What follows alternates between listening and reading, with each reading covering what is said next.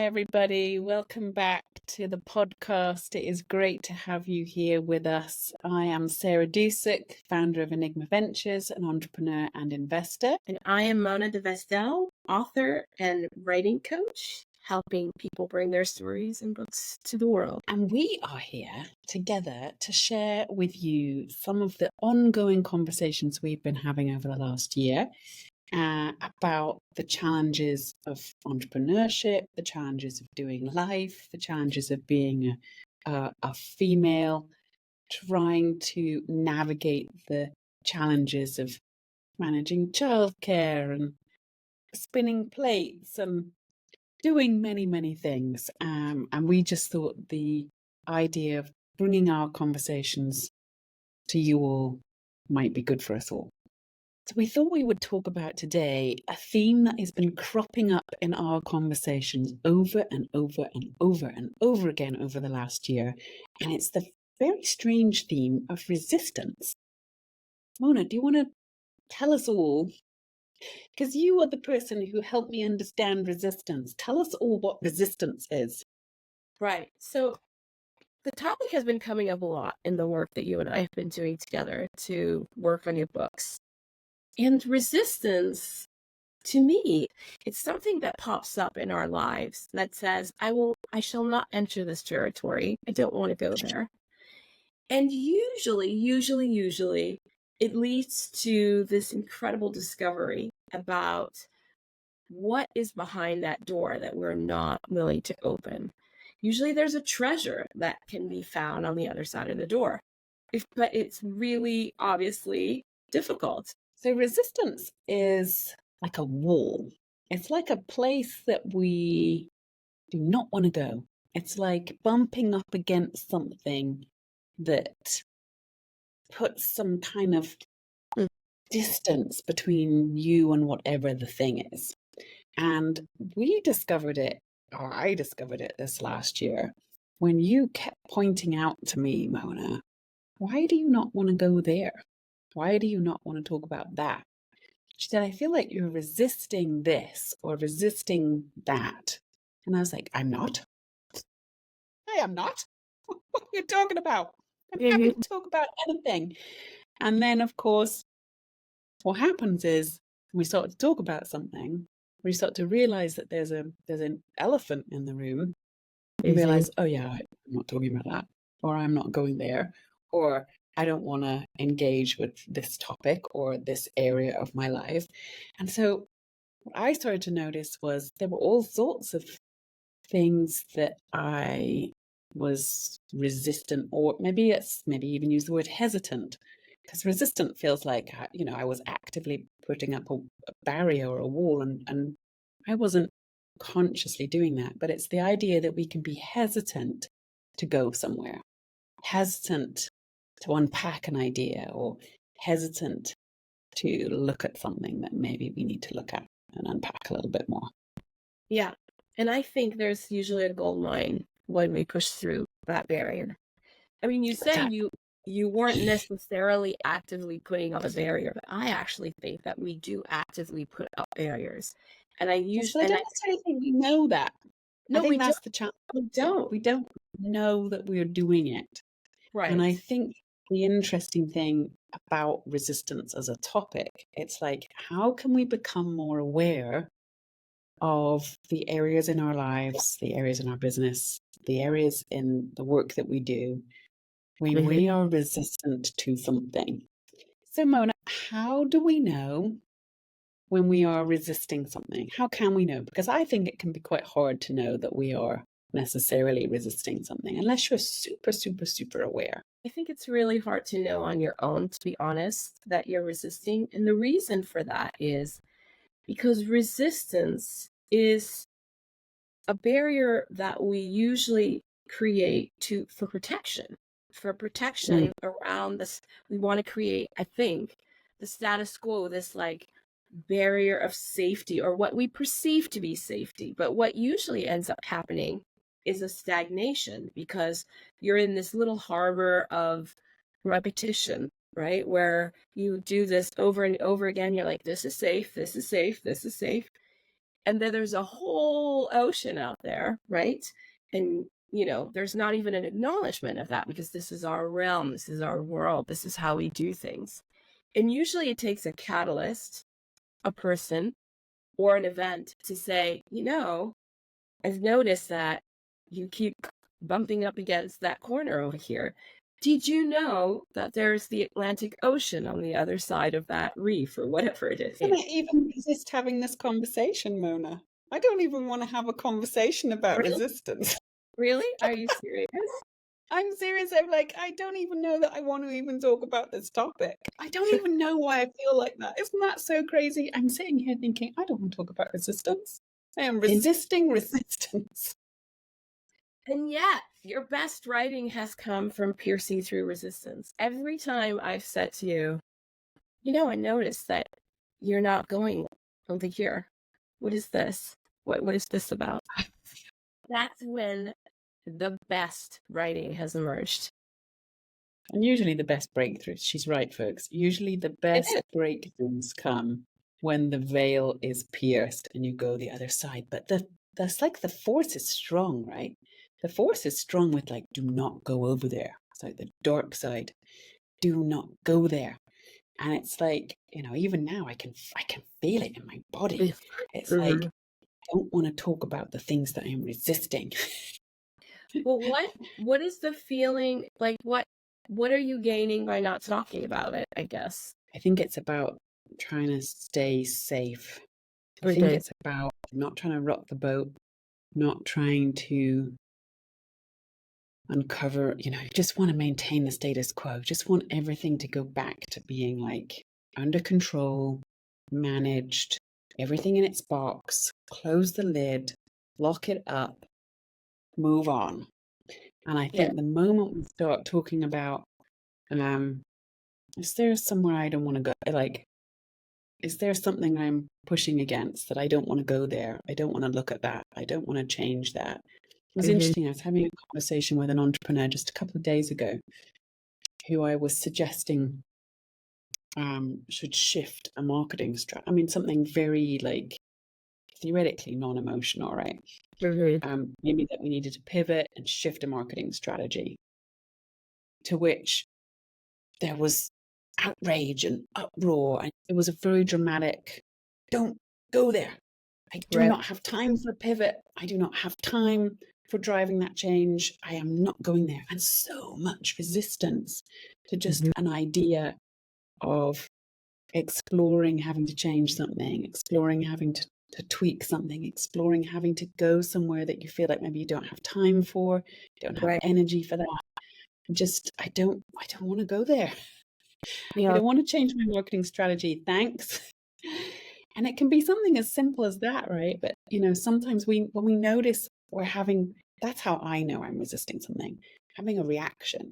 I'm having a visceral reaction to conversation, to contemplating change, to having to pivot, to having to adjust, to having to like do something I don't want to do. And I don't always know why I'm having that reaction. I don't know why right this second I don't want to talk about resistance. I don't know, but I can feel it. It's like I'm having a visceral reaction to like, do we really have to talk about this? I mean, do you think that there is a link between resistance and opportunity? In other words, what has your experience been in terms of piercing through that wall? I think every time, like probably without fail, that I have bumped up and against my own resistance to something, every single time, it's like the resistance is an invitation into what's beyond. And I love that and I hate that all at the same time, because it's like it's an invitation to leave your comfort zone. It's an invitation to step into some form of change or some form of exploration. And in that moment, there is an opportunity for something else to happen. And of course, that's unknown and it's unnerving and it's not guaranteed. But it's like the more we can push through that pain barrier, the more that we can say, let's explore that idea. Let's explore if there's something in that concept of, looking for a new marketing strategy. Maybe the other side of that is huge wins and Very. huge, like maybe you have a marketing strategy is not working right now and have to shift to something else. And maybe it's going to work a million times better than you ever could have possibly imagined. But you don't know that on this side of resistance. But it's like there's an opportunity if we can see our own resistance, if we can recognize our own visceral responses, these strong feelings of like, don't want to change, don't want to go there, I don't want to stop doing what I'm doing right now to do something else, don't want to have to pivot, don't want to have to embrace anything new.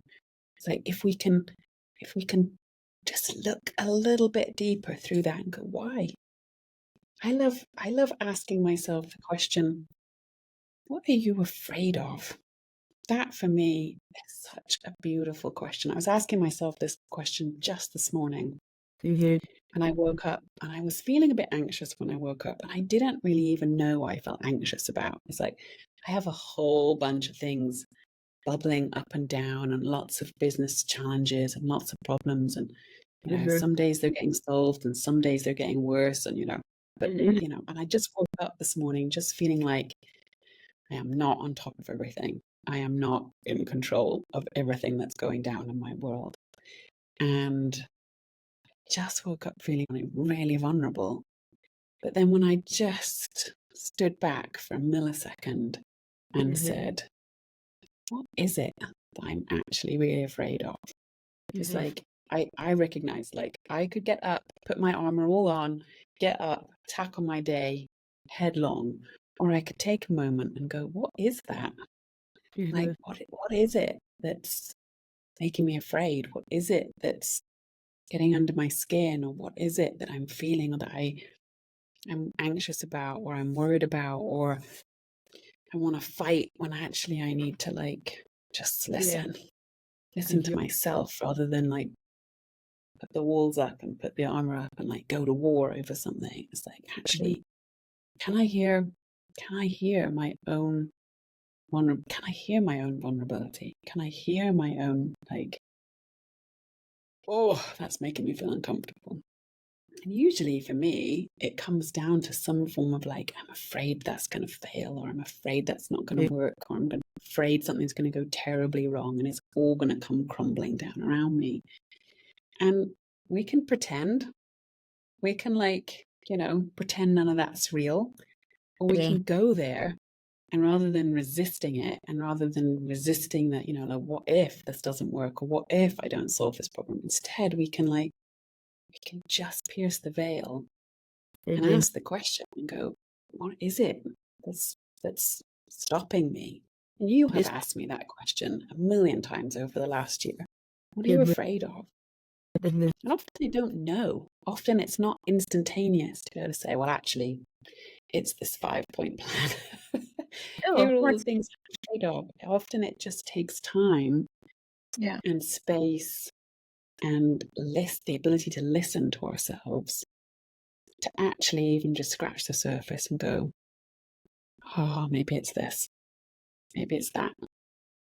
Yeah, and I think it also requires a set of tools for us to accept the invitation. Now, the invitation may be from someone, a human being, business partner, a coach, or whatever, or it can be an internal invitation that you are allowing yourself to take, right?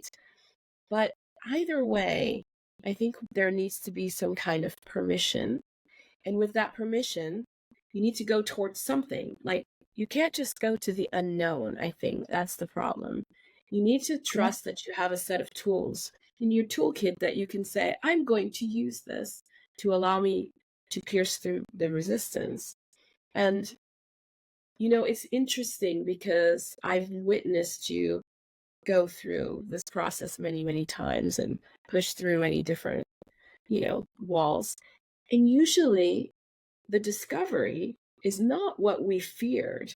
Like, there is something on the other side that we didn't even anticipate was on the other side. I don't know. Do you find that to be true? 100%. I think the fear is just like the fear is the resistance, right? It's almost like the fear is the resistance. The fear is like the wall of Yeah. saying, I'm not going there because this is what I'm afraid of. But the moment that you pull the curtain back on that, and the moment for me, like one of those tools, just like you were saying, is being able to have a conversation with the things I'm afraid of or the things I'm thinking. And for me, writing those things down and like, or saying them out loud, it's like somehow getting them outside of yourself is really empowering because it allows you to look at it from another dimension, allows you to kind of like step back from it. And it's no longer an ogre Yeah. or a massive monster or a wall or an intimidating army coming after you. You Right. know, usually it's some kind of primal, fear. And when we can say it out loud and own it, it somehow loses its power in quite the same way. Yeah. It's no longer as big, it's no longer as mighty, and that allows you then to see what's beyond it and to make discoveries and to see what's over there and to discover things you either didn't know about yourself or about the situation or, a major big breakthrough or personal, aha that changes your life. I mean, we don't know what's on the other side, but what we do know is that every time we navigate our way through fear and we navigate our way through the stuff that wants to hold us back, there's always something on the other side. Absolutely. I love what you said about having a conversation with yourself or with the resistance. And I think that is a great tool because usually I find that when I have resistance, I tell myself a narrative, a story. I spin a tale in my head about what is, terrible on the other side of that door, right? Don't Mm-mm. open that door, blah, blah, blah. But if we allow ourselves to have a conversation, either with ourselves, with the resistance, then we allow the narrative to change. We allow the story to change. We allow something new to emerge. And I know that we have done this over the course of this year that we've worked together, where we have conversations with our fear, our, with Mm. love and with illness, with whatever, grief. And it has been an incredible tool. And I know Mm. this may sound rather strange, perhaps, if you've never done it, but it's something that is not new. It's very old, but what I call automatic writing, which is you allow yourself to just write whatever comes through your mind, your pen, your computer, and you can specifically ask specific, like your grief. What is my grief telling me? What is my fear telling me? Grief, what would you like me to tell me today? I've done that with cancer. Cancer, what would you like to tell me today? Because I'm a cancer survivor. And it's been incredibly powerful, right? To allow this narrative to emerge and to say, fear, what can you show me today? I really don't even Mm. want to have this conversation. I find it tedious. Tell me what that's about. And something usually opens up, a new story, a new narrative, a new doorway. Has that been your experience? Yes. I was just asking fear this morning as I woke up anxious this morning. I was asking fear this morning, what I was asking myself, what am I afraid of? And then I I started looking at my emails and I started getting into my work and I started getting like ahead of myself into my day. And I suddenly noticed there was a few emails in the mix there that were not making me very happy. And I started to feel really intensely angry, like wanted the fire and brimstone to fall from the sky and like eat these people up. You know, horrible stuff. And then in my ear, I'm hearing and I'm sensing, okay, go back to journaling. Maybe put your emails away. Let's maybe start the day differently. But I'm hearing myself say, when you're afraid, you go to anger. You go. Because it's easier to feel anger than it is to feel afraid. Absolutely. I was like, what? It's true. Yeah. It's true. And I was like, oh, I'm feeling angry. I'm actually feeling angry because I'm actually feeling Because that's afraid. safe. And I'm scared. I'm afraid of the outcome of this thing and what's going to Yeah. happen in this thing. And I'm feeling afraid. Yeah. And therefore I'm channeling that into, well, let's just be angry. Because if we can be angry, then we can fight and we can have a war. Right. And it's like, that is not the energy that is going to solve this problem. That is not going to do you any good, one. And maybe there's another way, but it's like, can you sit in your fear long enough? Can you sit in your fear long enough to really understand what it is that's really worrying you, that's Right. really behind it? And can you give yourself, here was the real kicker for me this morning, can you give yourself compassion because you feel afraid? Yeah. Can you tend to yourself in a kind and compassionate way Yeah. that doesn't just slap yourself around the chops and go, all right, let's go fight this thing? Right. Can you be kind and say, you're feeling afraid? That's Yeah. okay. It's Yeah. normal, human, part of your experience of living right here on earth and having to deal with all the things that you get to deal with every single day. Normal. It's okay. Mm. It's okay to feel the way you feel. Yeah. Let's go explore it. And let's go see what's behind that fear and see if we can figure out a different solution or a different path ahead. And a couple of hours later, I came down to work and I wrote a very different email than the one I would have written 2 hours earlier. And it changed the situation. Like almost instantly I got a reply back and it was like, oh yeah, of course. Yeah, let's do it like that. I was Yeah. like, Yeah. and it was like, if I had stayed in my anger, if I'd have crept up against my wall of fear and pounded it with my fists, that wall would not have come down today. But Right. because I was able to be kind to myself, and as opposed to resisting my own fear and resisting my own, all the things that were coming up, and instead of allowing myself to go to anger, I went to compassion instead. It was like we got totally different outcomes. We got a totally different day. We got totally different possibilities now. So when you allowed that anger to crumble away into realizing that you were afraid, you allowed a new story to emerge. In other words, I think that's the key.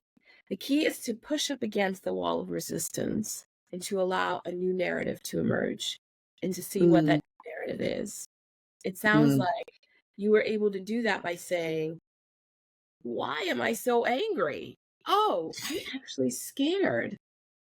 And that was the win. That was the gateway. That was the opening to a new perception, a new, understanding of the situation, your ability to write an email differently and open a door. I think that's the guidepost of resistance. It allows us to understand something new in a situation that we're initially not willing to look at. the question is, what? What do you want to show me? Yes. What are you here? And that's the challenge, isn't it? Is to come up against the resistance and Yeah. to go, what are you here to show me? What do you What's behind my own resistance? Why do I not want to go there? And what is it that lies beyond that you have to teach me and that you have to show me something? Yeah. And the hard part is really just, well, it's two things, I think. It's recognizing the resistance in the first place. So you're Yeah. right. Sometimes we need someone else to help us get used to seeing it. And when Mhm. we're used to seeing it, we'll get better at seeing it for ourselves. One. Mhm. And two, then we need to see it as a teacher. We need Yeah. to see it as our own, like, there's something here for me to learn. There's something here for me to know if I can lean in. And that's the challenge. Can I lean into it rather than pull away? Because you Right. automatically want to resist resistance. Like I said at the start of this podcast, I don't even want to have this conversation. I want to resisting, talking about resistance. But it's like if we can lean in, there are treasures to be had. There's a discovery to be had, something to know, something to learn, new territory for us to take. Absolutely. So have you pierced through the resistance of having this conversation? Knew you were going to ask me that. Oh, yeah. I mean, I think the challenge with even talking about resistance is admitting that you resist stuff still. It's like another layer of being honest with myself and honest with you all that I want to back off sometimes. That Yeah. being vulnerable is hard.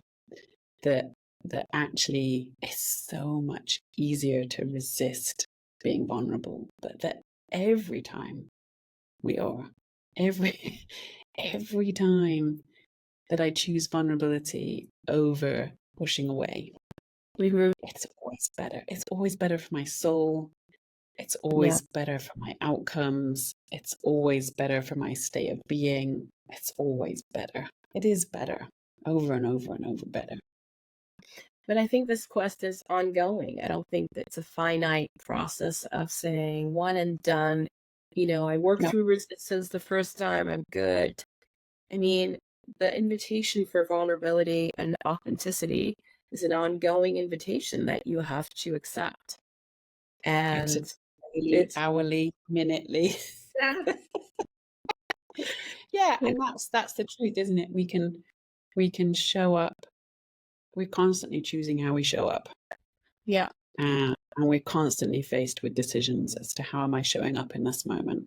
How am I showing up when I'm writing an email? How am I showing up when I'm recording a podcast? How am I showing up? And we either armor up or right. we strip it down and we bring our whole selves to the table. And I know, it is so much better bringing your whole self to the table than it is bringing my armored up version. But I think it's because as women, especially, we've been taught that being vulnerable is, meaning that you're weak. Actually, what we're discovering is that with your vulnerability comes showing your strength and stepping into Mm. your power because you're stepping into your whole self, your entire arsenal of who you are, as opposed to this two-dimensional narrative of I'm in control, everything's fine, I'm in control. And that's like a puppet, Mm. but you are multidimensional. And I think that when we step into that multidimensional self, this comes with vulnerability and courage. And of course, pushing through the resistance. I think it all starts with noticing. This has been my big theme for the last year, is just noticing, learning how to notice. Notice your reactions, notice your emotions, notice your feelings, notice. And to notice, we have to give ourselves like half a millisecond of time. Mhm. We can't run at the speed of light and notice anything. We just cannot. And I think that's particularly hard for women, and particularly hard for those of us who are trying to make big things happen, raise children, run our homes, like do a million things. But I think this whole idea of resistance starts with noticing when you are resisting. I completely agree. And I think one of the things that I would invite everybody to do, because resistance and fear are such good buddies, they're such best friends. I think a good place to start is having a journaling of 15 minutes or so and saying, Fear, what would you like me to know today? Mm. And just free write and see what comes up. I can guarantee something will emerge that will be like, oh, interesting. I was not thinking that this would be what emerged from this conversation. I was not expecting today to hear, oh, when you're afraid, you go to anger. That's where you go. You're Wow. angry because you're actually afraid. And that is one of the treasures of like just giving yourself a millisecond and asking great questions. Mhm. Yeah, I love that. Thank you, everyone, for joining us today. This was another great conversation with you, Sarah. Amazing. Thank you, Mona. Thank you, everyone, for joining us. It's been an absolute delight. And I am really glad I did not resist resistance. Right? Bye, everyone. Bye bye.